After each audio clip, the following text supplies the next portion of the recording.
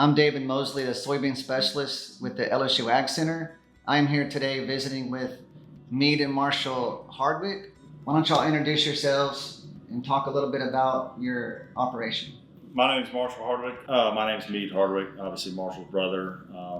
In terms of the farm, our family farm is roughly 20,000 acres, and that's here in northeast Louisiana. We're a few miles from the Mississippi River. It's been in our family for almost 100 years. Marshall and I, our operation is not 20,000 acres, it's 9,200 acres. So we have other family members that farm part of our family land as well. We primarily farm soybeans, corn, and cotton. Soybeans make up about 50% of our acres. When did y'all get into cover cropping, and what are the benefits that y'all have seen? We've learned from our fathers the very typical reasons of why you get into it is he wanted to try to do less, and he started reducing tillage to save diesel, save time, start applying cover crops just because it made sense to him. And so he started that in the 80s and early 90s. And I'd say that in the last 10 years since we've been back, we've really been kind of pushing that cover crop, seeing a lot of the benefits that it provides. We started off by putting it where we wanted to control erosion for our beds. When we have weeds to suppress, particularly Italian ryegrass and the summer weed pressure of Palmer amaranth. So those were our main reasons of why we wanted to get into it, preserve the soils in our fields. Those have been some of our goals, and those goals have sort of morphed over time. We find new things, you get into it for one reason, and you find maybe a bigger benefit over here. We've had a couple different strategies that we've tried to implement, and one of them is we've taken an old lay-by rig and adjusted it so that the nozzle, instead of spraying in the bottom of the furrow, sprays right on top of the bed. We're creating about a 12-inch band right on top of the bed, killing the cover crop and creating a clean space through there.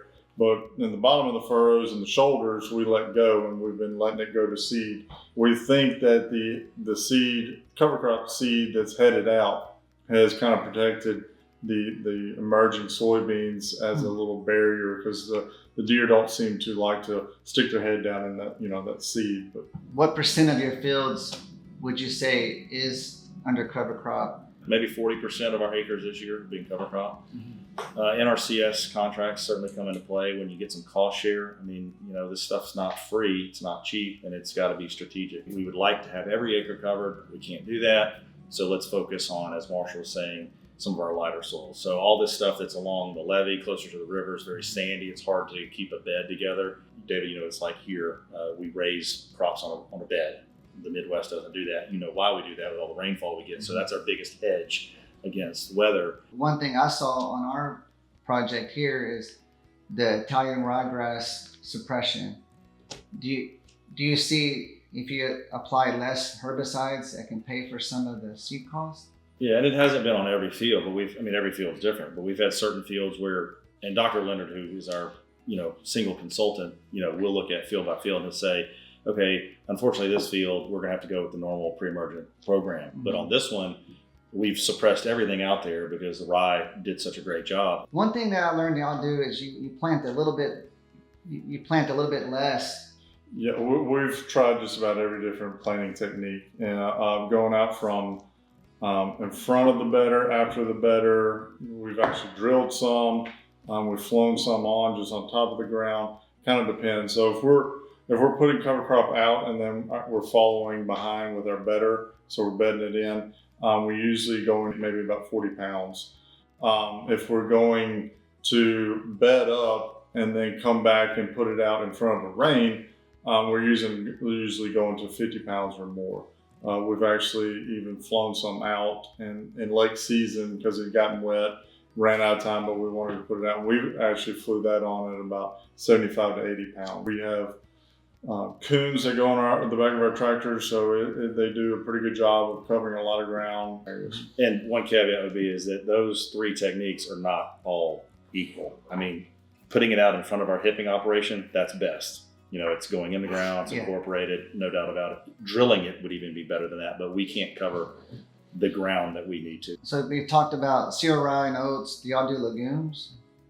for cover crops? Not really. We've tried some species mixes up with like 5 different species. Very expensive. Very expensive. For us, what we tend to focus on is maximum efficiency. We tend to flex with the market. We have a general idea, but we're trying to get prepared in the fall to be able to be as flexible as we can in the spring to make whatever financial decisions need to be the most appropriate. What are some barriers y'all see getting into cover crops? Well, that is a point that we probably need to talk about that's not on your list, and that is rented ground versus owned ground. We know that we're farming this ground for as long as we're in business. And so you can make those long-term goals, right? Investing in cover crops, even if it's through NRCS cost share things. I mean, those are multi-year projects, right? So a guy that may be chasing high dollar cash rent, those systems are hard to get in place. Yeah. And that can be a big detractant. The direct cost in the seed is an obstacle for a lot of people. And it's at the end of the year when, you either have money you need to spend and maybe it's a no-brainer, or you realize that yields weren't as good, price wasn't as good. Kind of, I would say, how we've become way more strategic in our cover crop this year because funds are short. We're staying in the game because of those benefits, but we are having to be a little more reserved about just putting it everywhere. Farming's gotten really real in a hurry right now. So, Well, I thank Mead and Marshall for sitting with us today. No problem. Yeah, thank you for coming. We've enjoyed it. Yeah, enjoyed being part of the project.